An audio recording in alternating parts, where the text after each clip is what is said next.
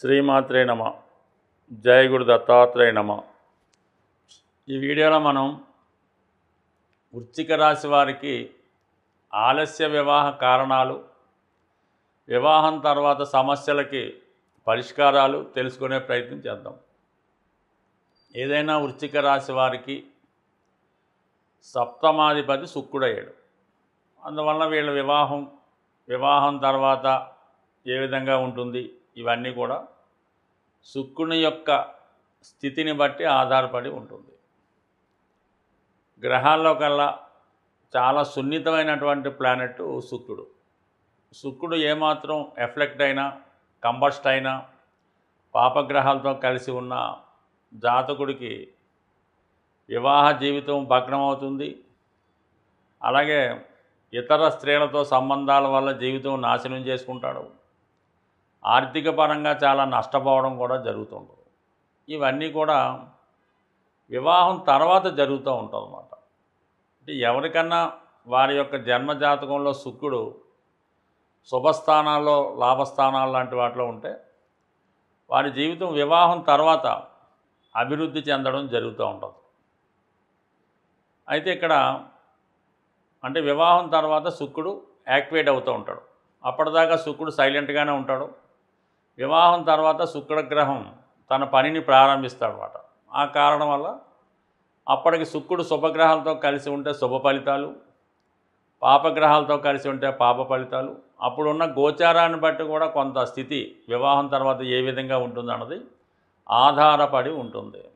అయితే శుక్రుడు శనితో కలిసి ఉన్నప్పుడు పెద్దగా వివాహాన్ని స్థిరంగానే ఉంచుతాడు, పెద్ద ఇబ్బంది పెట్టడు. అయితే కుజుడు, కేతువు, రాహు లాంటి పాపగ్రహాలతో కలిసిన శుక్రుడు రవితో దగ్గరగా కంబస్ట్ అయి ఉన్నా కంపల్సరీగా వివాహం తర్వాత సమస్యలు తలెత్తడం జరుగుతూ ఉంటుంది. ఇక్కడ ముఖ్యంగా మగవారికి వివాహ కారకుడు సప్తమాధిపతి కూడా శుక్రుడు అవ్వటం వల్ల శుక్రుడు ఏ గ్రహంతో కలిసి ఉంటే అటువంటి తత్వం కలిగి ఉన్నటువంటి భార్య రావడం జరుగుతూ ఉంటుంది. ముఖ్యంగా శుక్రుడు గురువుతో కలిసి ఉంటే మంచి విద్యావంతురాలు, ధనవంతురాలు, సౌందర్యవతి అయిన భార్య రావడం జరుగుతూ ఉంటుంది. వివాహం తర్వాత జాతకుడు అదృష్టం మారిపోతూ ఉంటుంది. అదే శుక్రుడు శనితో కలిస్తే మంచి ఉద్యోగస్తురాలైనటువంటి భార్య వస్తుంది. అయితే అతిబద్ధకం వల్ల ఇంట్లో భర్తని, పిల్లల్ని పట్టించుకోకపోవడం జరుగుతూ ఉంటుంది. భర్తే భార్యకి సేవకుడుగా మారుతూ ఉంటాడు. అయితే అదృష్టం మాత్రం కలిసి వస్తుంది. ధనం విషయంలో చాలా అనుకూలంగా ఉంటుంది. అదే శుక్రుడు కుజుడితో కలిసి ఉంటే తరచూ విభేదాలు రావడం జరుగుతూ ఉంటుంది. అయితే చాలా బాగా కలిసి ఉంటారు, మళ్ళా తగులాడడం జరుగుతూ ఉంటుంది. ఈ విధంగా అతివృష్టి, అనావృష్టితో కలిసి ఉండడం, అలాగే భర్త కొంత భార్య మీద కన్నా ఇతర స్త్రీల మీద ఎక్కువ ఆసక్తి కలిగి ఉంటాడు. అదే శుక్రుడు బుధుడితో కలిసి ఉంటే మంచి విద్యావంతురాలైనటువంటి భార్య వస్తుంది. వివాహం తర్వాత జాతకుడికి అదృష్టం మారుతుంది. అలాగే ఉద్యోగం చేసే భార్య రావడం ఇవన్నీ కూడా ఉంటాయి. అదే శుక్రుడు చంద్రుడితో కలిసి ఉంటే అందమైన భార్య వచ్చినప్పటికి కూడా ఇంట్లో స్త్రీల మధ్య విభేదాలు, ముఖ్యంగా అత్తాకోడళ్ళ మధ్య గొడవలతో జాతకుడు చాలా ఇబ్బంది పడడం జరుగుతూ ఉంటుంది. అదే శుక్రుడు రవితో కలిసి ఉంటే ప్రభుత్వ ఉద్యోగం కానీ, గవర్నమెంటు బ్యాక్గ్రౌండ్ ఉన్నటువంటి అమ్మాయి అంటే వాళ్ళ తల్లిదండ్రులు ప్రభుత్వ ఉద్యోగం అన్నా చేయొచ్చు, అమ్మాయి ప్రభుత్వ ఉద్యోగం చేయొచ్చు, లేదంటే గొప్ప హోదా కలిగినటువంటి ఏదైనా విద్య ఉండవచ్చు. ఈ విధంగా మంచి స్టేటస్ కలిగిన భార్య రావడం జరుగుతూ ఉంటుంది. సో ఈ విధంగా జాతకుడు వివాహ జీవితం మొత్తం శుక్రుడి మీద ఆధారపడి ఉంటుంది. శుక్రుడు రాహుతో కలిసి ఉంటే జాతకుడికి విలాసవంతమైన జీవితం వివాహం తర్వాత రావడం వల్ల, ఇతరుల స్త్రీలతో పరిచయం వల్ల, వివిధ రకాల హ్యాబిట్స్ వల్ల జాతకుడు నష్టపోవడం జరుగుతూ ఉంటుంది. అదే శుక్రుడు కేతువుతో కలిసి ఉంటే వివాహం జరిగినప్పుడు కూడా భార్య ఏదో కారణాల వల్ల భర్తకి దూరంగా ఉండడం, భార్యకి అనారోగ్యం రావడం వల్ల కానీ, అతి భక్తి వల్ల కానీ, ఏ కారణం వల్ల అయితేనే దాంపత్య సౌఖ్యం తక్కువగా ఉండడం జరుగుతూ ఉంటుంది.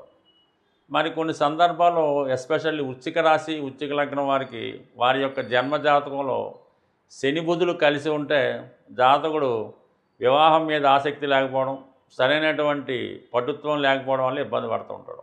ఇది కన్నా మనం ఫైనల్గా జడ్జిమెంట్ చేయవలసింది నవాంశ చక్రాన్ని బట్టి చేయవలసి ఉంటుంది. నవాంశ చక్రంలో లగ్నంలో అంటే నవాంశ లగ్నంలో పాపగ్రహాలు ఉంటే జాతకుడు వివాహం చేసుకోవడానికి పెద్దగా ఆసక్తి చూపడం, ఇష్టపడడం. అదే సప్తమంలో పాపగ్రహాలు ఉంటే వివాహం తర్వాత జీవితం ఇబ్బంది అవుతుంది. అది విచ్ఛిన్నానికి, ఎడబాటుకి కారణమవుతుంది. కొన్ని సందర్భాల్లో జాతకుడి యొక్క ఆయుష్ కూడా తక్కువ ఉండే అవకాశం ఉన్నది. అయితే ఒకరి జన్మజాతకాన్ని బట్టి వివాహం తర్వాత ఎలాగుంటుందని అడిగినప్పుడు రాశి చక్రం కన్నా నవాంశ చక్రం బలంగా ఉంటే వివాహం తర్వాత వాడి జీవితం మారుతుంది, అదృష్టవంతుడిగా మారుతాడు. అదే నవాంశ చక్రం రాశి చక్రం కన్నా వీక్గా ఉంటే, అంటే నవాంశ చక్రంలో గ్రహాలన్నీ నీచపడి ఉండడం, లేదంటే షష్టాష్టకాల్లో ఉండడం, ఈ విధంగా ఉన్నప్పుడు వివాహం తర్వాత జాతకుడి జీవితం కష్టాల పాలయ్యే అవకాశం ఉంటుంది. బట్ ఏదేమైనప్పటికీ కూడా ఈ వృశ్చిక రాశి వారికి శుక్రుని బట్టే వివాహ జీవితం ఆధారపడి ఉంటుంది. శుక్రుని యొక్క బలం పెంచుకోవడానికి జాతకుడు శుక్రగ్రహ జపం, శుక్రగ్రహానికి సంబంధించిన దానం, లేదా శుక్రగ్రహానికి సంబంధించిన రత్నం, ఏదో ఒక పరిహారం చేసుకోవాల్సి ఉంటుంది.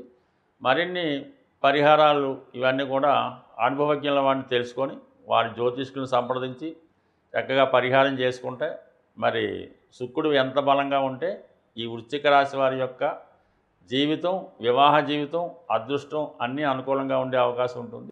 వివాహం తర్వాత అనుకూలంగా ఉండాలన్నా, వివాహం తొందరగా కావాలన్నా స్త్రీలకి ఎప్పుడూ కూడా వాళ్ళు నిత్యం వారు చేసే ఈ స్నానం చేసినప్పుడు ఆ స్నానం చేసుకునే వాటర్లో కొద్దిగా పసుపు కలిపి స్నానం చేయడం వల్ల, అలాగే ఏదైనా దైవ దర్శనానికి టెంపుల్స్కి వెళ్ళినప్పుడు సాంప్రదాయ దుస్తులు ధరించడం, ముఖ్యంగా 2 చేతులకు కూడా గాజులు అంటే మట్టి గాజులు ధరించడం, అలాగే నుదుటిన సింధూరం, కాళ్ళకి పట్టీలు ఇవి ధరించడం వల్ల వారి జీవితం ఆనందంగా, సంతోషంగా ఉంటుంది.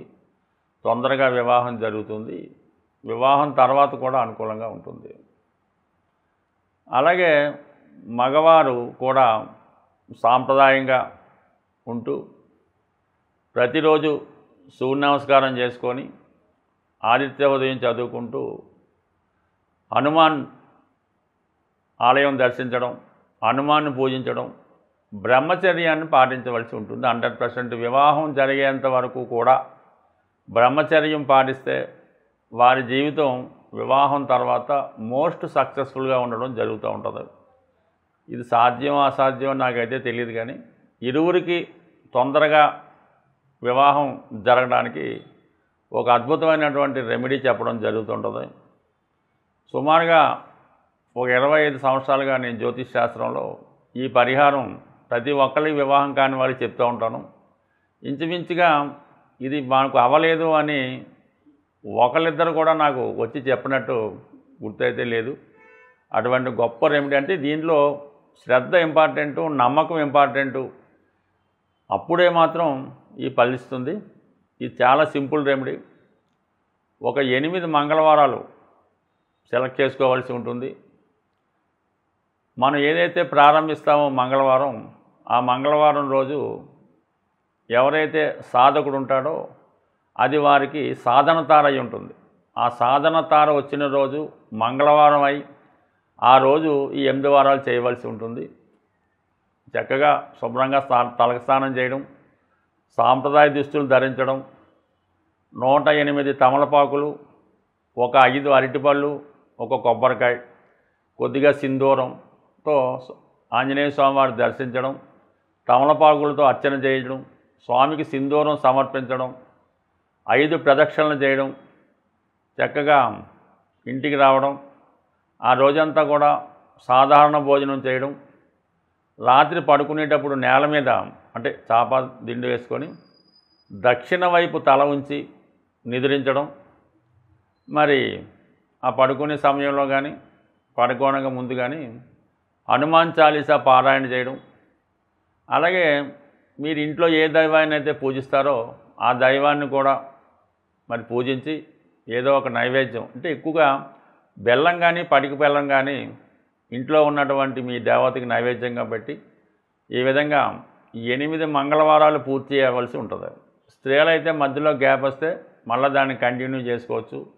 ఈ 8 వారాలు ఖచ్చితంగా చేయడం వల్ల వివాహం తొందరగా జరిగే అవకాశం ఉంది. దీనికి ఇంకా మధ్యలో చిన్న చిన్న రెమెడీస్ కూడా ఉంటాయి, అవి కూడా చేసుకుంటే ఇంకా ఎర్లీగా అవుతుంది. ముఖ్యంగా నల్ల చీమలకి మరి మంగళవారం రోజు బియ్యం పిండి పంచదార కలిపి నల్ల చీమలకి ఆహారంగా వేయడం, మరి రాహు ప్రభావం ఎక్కువగా ఉంటే బార్లీతో తయారు చేసినటువంటి చిన్న చిన్న అంటే బార్లీ పాలు కలిపి చిన్న చిన్న ఉండలుగా తయారు చేసి చెరువులో ఉన్నటువంటి చేపలకి ఆహారంగా వేయడం వల్ల తొందరగా వివాహం జరిగే అవకాశం ఉంది. స్వస్తి.